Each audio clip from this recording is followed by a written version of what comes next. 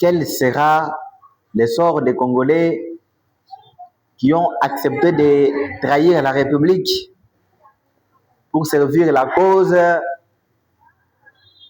l'ennemi, le Rwanda. Tous ces Congolais-là qui ont quitté, qui ont trahi la République pour servir les intérêts du Rwanda, quel sera leur sort? Est-ce que ils seront amnésiés,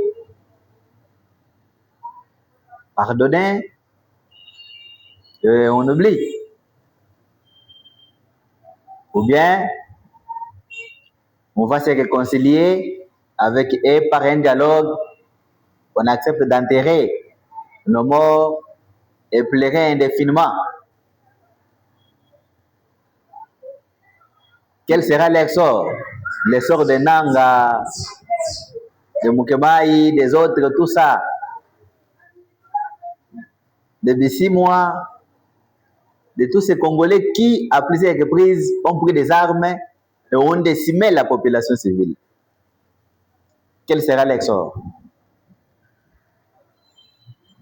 Quel sera le sort de tous ces Congolais qui ont tué, endeuillé des familles, rendu des gens inaptes, invalides, infirmes, des enfants orphelins, des femmes qui sont restées veuves,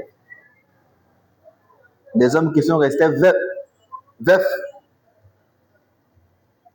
des femmes violées et violentées à plusieurs reprises, qui d'autres sont restés avec des séquelles de ces traumatismes? Quel sera le sort de ces Congolais violés, tués, de ces 10 millions de morts qu'on compte, comme s'il s'agissait de chèvres ou des animaux? On parle de 10 millions de morts. Mais il y a des pays dans ce monde qui n'ont pas 10 millions de personnes. Mais au Congo, on vous compte plus de 10 millions de morts. Après, puisque nous sommes en train de voir que dans les jours qui viennent, le Rwanda va se retirer et va rentrer chez eux. Puisqu'il y a certains déjà Rwandais qui commencent à fuir les territoires qu'ils occupent. Et des autres qui sont en train déjà de chercher comment aller vivre en exil. Maintenant, nous nous posons des questions. Quel sera le sort de ces Congolais qui ont collaboré, qui ont accepté de trahir la République, qui ont vexé les sangs de leurs frères? Puisque même le génocide rwandais n'a que quelque chose de 700 000 personnes. Mais au Congo, nous sommes à 10 millions de morts, dénombrés et chiffrés.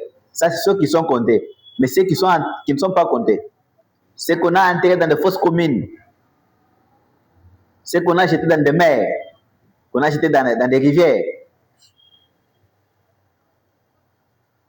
ceux qui sont morts dans des brousses, dans des forêts qui ne sont pas comptées.